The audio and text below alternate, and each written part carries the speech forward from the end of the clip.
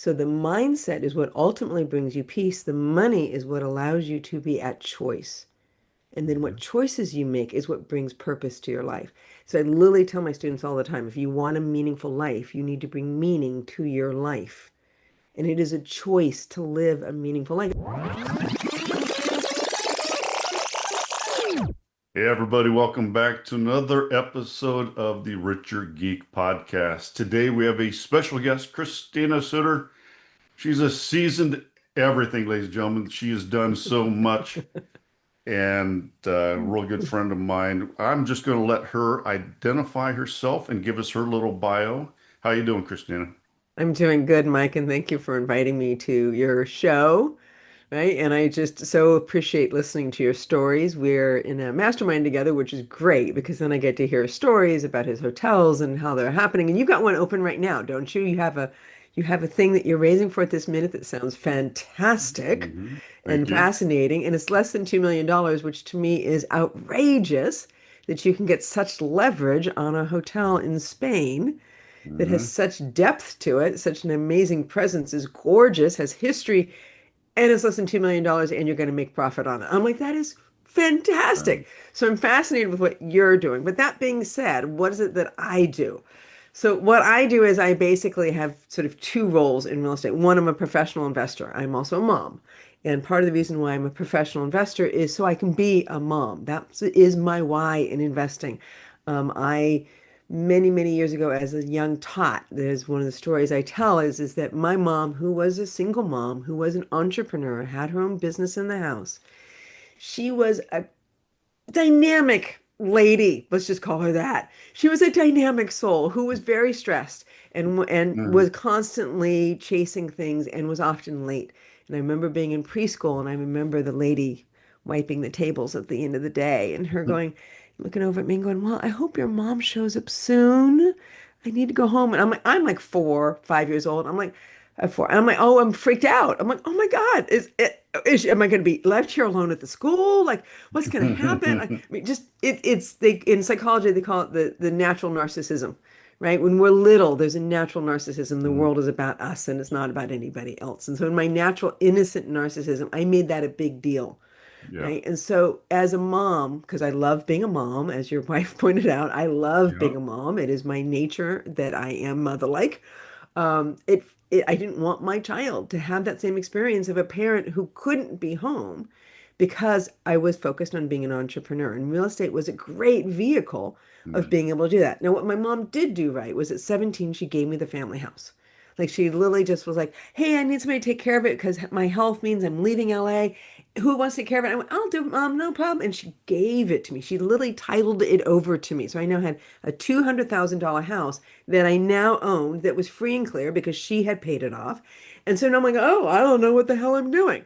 But that's how I started when I was 17. I'm now 57. So count the years. So now you know how old I am.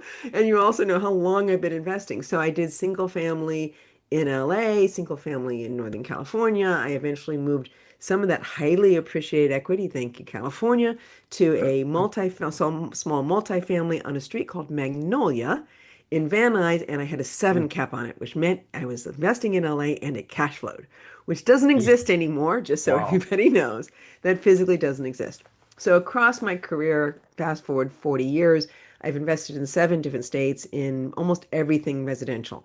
I've owned condo hotels. Condo hotels are very different than what you're doing. I hmm owned a condo hotel. I have flipped in 2 different states. I've owned single family, multifamily in several different places. I have rehabbed both single family and multifamily. And let's see, I've done a condo conversion and 2 different lot splits.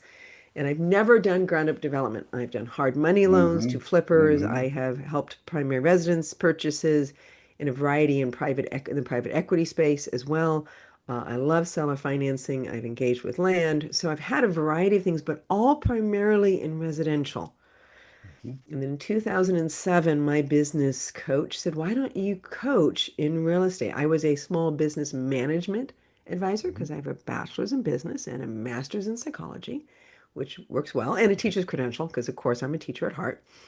And he said, "Why don't you teach slash coach on real estate?" And I went, that's a horrible idea. And then that became a great idea. So, so that's what I do now. And I love it because it lets me focus on what I feel like my higher purpose is, like Hmm. my purpose on the planet, which is to help people transform to freedom and abundance and joy. And what does abundance really mean? Because I'm going to suggest abundance is not actually attached to money at all. Hmm. Yeah.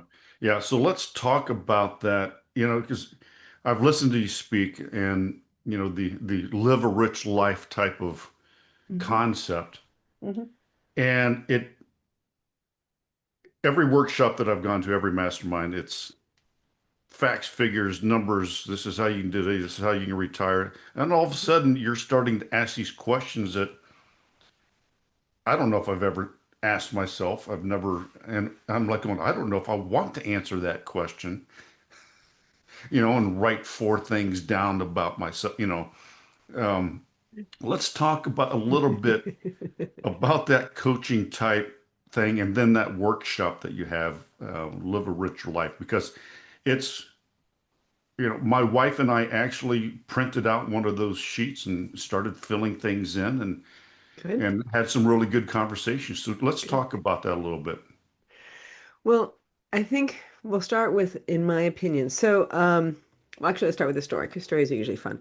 So, I was 2001, 2002. I sold a highly appreciated asset and I was moving into my first multifamily. And I was replacing a salary as a teacher and a Mhm. receptionist and working in childcare because that's my history. And so, my salary wasn't very big. I didn't require a lot to live on. And so, I bought my first 18-unit apartment building. And oh, I was financially free. Mhm. I was making as much from the apartment building as I was making from my job. So I became financially free.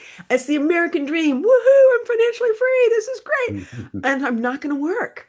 And I'm not going to do anything. I'm just going to retire really early in my 30s. Like really. And I lasted about 6 months and then I really didn't like my life anymore. I was really unhappy. I didn't have a sense of purpose. I didn't have a sense of Mhm. leadership. I didn't have a sense of direction. I didn't know where I was going. I'm in my 30s and I'm like, there's got to be a lot more to blah, blah, blah life, put all the swear words in there you want, than just hanging out being stupid. Because that's what it felt like. I'm like, Yeah. and that's when I realized how much I loved leadership, that I loved having either students or I loved having children in a classroom when I was an infant headroom teacher. And what does that mean? And leading a team. And I loved that sense of being on purpose in my life. I started my personal growth work when I was Mhm. 25. So I started to really understand that this chaoticness that I grew up in wasn't necessarily my personal way of being and that didn't Mhm. bring me happiness, Mhm. right? So I really doubled down on, well, then what does it mean if money isn't what brings me peace and I'm still chaotic and dramatic in my personal life? What am I missing? Because the story was, as soon as I don't have to work hard anymore, I should be peaceful, shouldn't I? And that's when I discovered that actually isn't true. So that's a fallacy in my mind, in America, maybe in many different places, Mhm. which is money doesn't actually bring you peace. It can bring you freedom, but if Mhm. you don't know what to do with that freedom, you don't get the natural benefits and results of the hard work that you've spent years, if not decades, creating. So the mindset is what ultimately brings you peace. The money is what allows you to be at choice. And then what Mhm. choices you make is what brings purpose to your life. So I literally tell my students all the time, if you want a meaningful life, you need to bring meaning to your life. And it is a choice to live a meaningful life. And you can choose it. And you can choose it freely and you can choose it abundantly. And you can take your family on trips, but you can also be a leader. You can also be a financially prosperous and financially providing individual in your family and have freedom and pride and self-satisfaction in who you're being, whether you're working a full-time job or whether you're a professional investor or whether you're just stewarding forward a passive portfolio. You have Mhm. lots and lots of choices. If you don't make the choice, the world makes the choice for you. So make the choice. That's the spreadsheet you're filling out and all the questions, which Mhm. is, well, who do I want to be and where do I want to be? So that really I've discovered through personal experience is you want mental freedom. Mhm. Finances gets you there. It's a tool along the way, much like a hammer or a screw, right? Mhm. Or fixing an engine on a car. You can buy a beautiful car, but if you don't fix the engine, it doesn't sound good, it doesn't drive well. So who are you going to be? Yeah, and it's different there's a lot of different personalities out there. Some people are good just sitting in a lazy boy and watching reruns of Matlock or whatever, and then there's some of us more entrepreneurial Mhm. that are like, I can't sit for 5 minutes because I need to do something. It's like, what is the purpose? So it's very good to actually kind of understand the personality, and you have all these little tests to figure out how crazy you are and how or calm you are. And it was interesting doing those workshops to really understand, okay, this is why maybe I'm the way that I am, and this is what I need to be doing. So, ladies and gentlemen, it's, Christina Suter. Look her up on that. This workshop and her teaching it kind of opens you up. It's like, okay, well, that's why I'm crazy like I am, and why my wife is crazier than no, I'm kidding, but Well, sometimes it um, does seem that way, doesn't it? um, We always project out on others. You seem crazier than I am. Oh, wait a minute, hold on. yeah, I'm Okay. like going, ha, I knew it, spouse. It's But life. I'm kidding everyone. My It's wife is okay. extremely successful, Nicole is extremely driven. lovely. And so Yes. where can people, before we jump into the next subject, this Live a Rich Life Mhm. workshop, where can they find that information? They can go and live a rich life. They can go on ChristinaSuter.com. And I'm one of those crazy people. I had a mentor for years who said eyeball to eyeball and belly to belly. And he kind of had a big belly, so he made Lily mean belly to belly when he talks to people. But the point is that it's a very personal experience. If you Hmm. want to understand your freedom, you want to understand how to go from a job that has control over your life, and you can't tolerate that. And remember, not everybody is finds that situation intolerable. There are lots of people who would tolerate it. My husband tolerated it for years. He was very happy inside of a larger structure that served him and his Yep. way of living. That's great. But if you can't tolerate it because you know it's hemming you from who you are, what, meant to be, could be, possibly be, just unhappy, Hmm. that's a sign that there's something in you saying, no, I want to be something else. I want to do something else. I want to, and you Yep. can take leadership in that. So call me, 310-463-5942, or text me, even better, text me because then we can set up a phone call. Yeah. 310-463-5942. I'm definitely that way. I actually would probably drink a fifth of whatever a day if I was in a cube farm. Yeah, I'd good. be, I'm like, I'd be one of those crazy people running out the buildings, and uh, I just, but that's my personality. That's why I No, was an yeah. airline pilot. That's why I'm an entrepreneur. It's like, Well, even as a teacher, I had that experience. I remember I oh, was a teacher for years, and I wake up and I loved being with my students, but I wake up in the morning, I'm like, let me off the carousel. I just can't handle doing the same thing every day.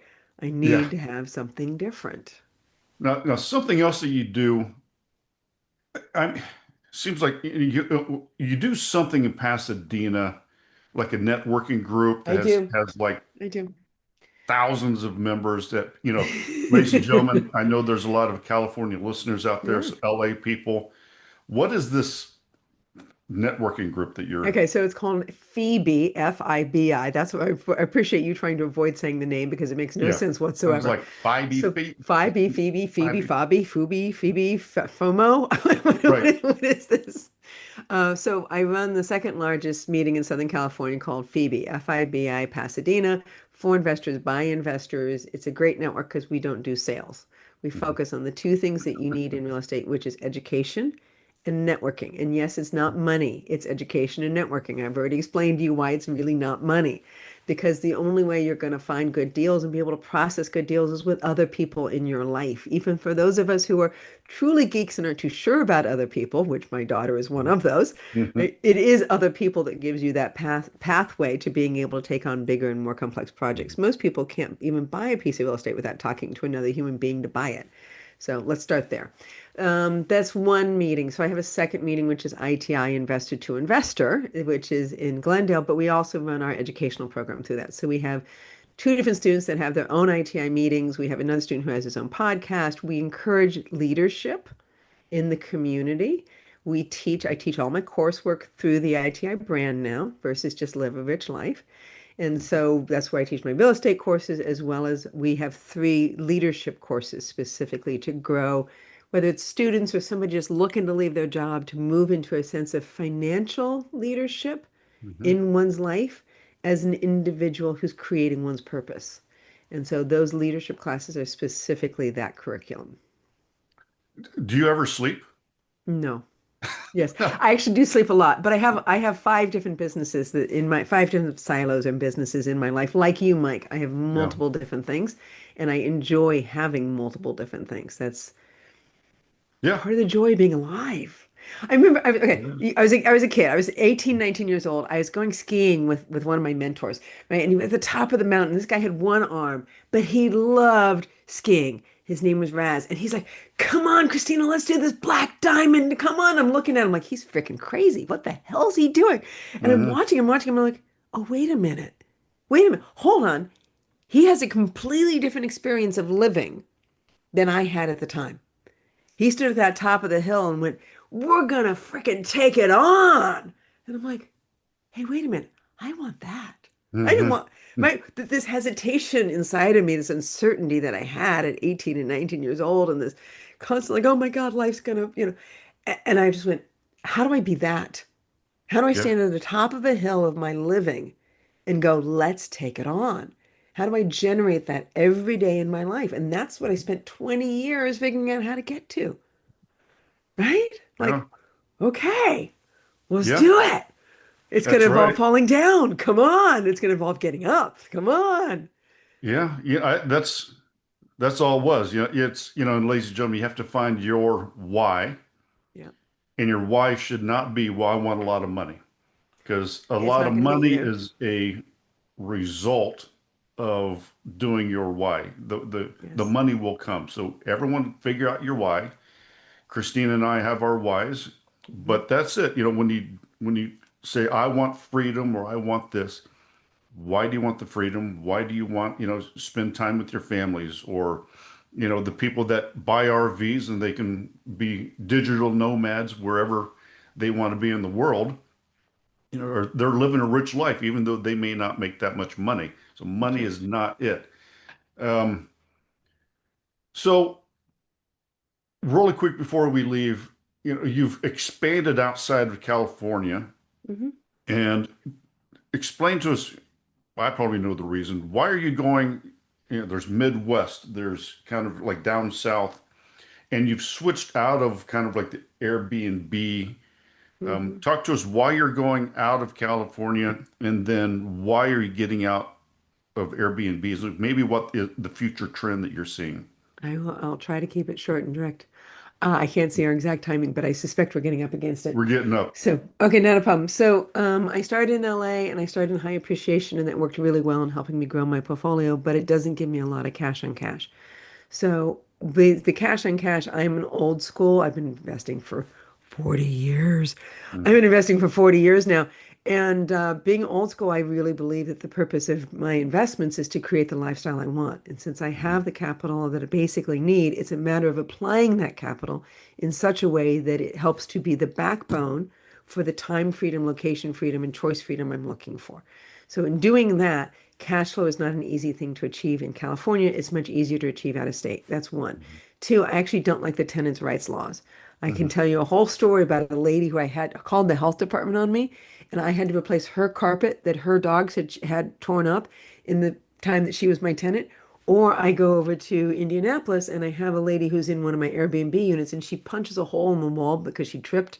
She tripped on my stairs and she punches a hole in the wall and she calls me and goes, or my property manager and goes, I'm so sorry. How can I pay to fix it? And I'm like, those are the tenants I want to be engaged with. I want to be engaged with people who see it as a hospitality and not as a right for them to be Mhm. able to use my units.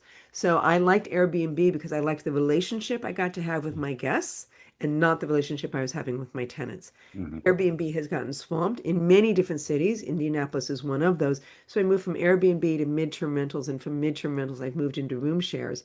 I Airbnb always gives you like 1.5% more income than just you would get as a long-term rental. Room shares will double it. So what I like about room shares is I'll take the same house, 200 to 300,000 all in, I target 300,000. And then at that point I can either long-term rental it for less than 3,000 a month, I can mid-term rental it for 3,500 a month, or I can room share it for over $5,000 a month. So I like the returns on my $3,000 investment, $300,000 investment if I can get $5,000 a month. Yeah. Wow.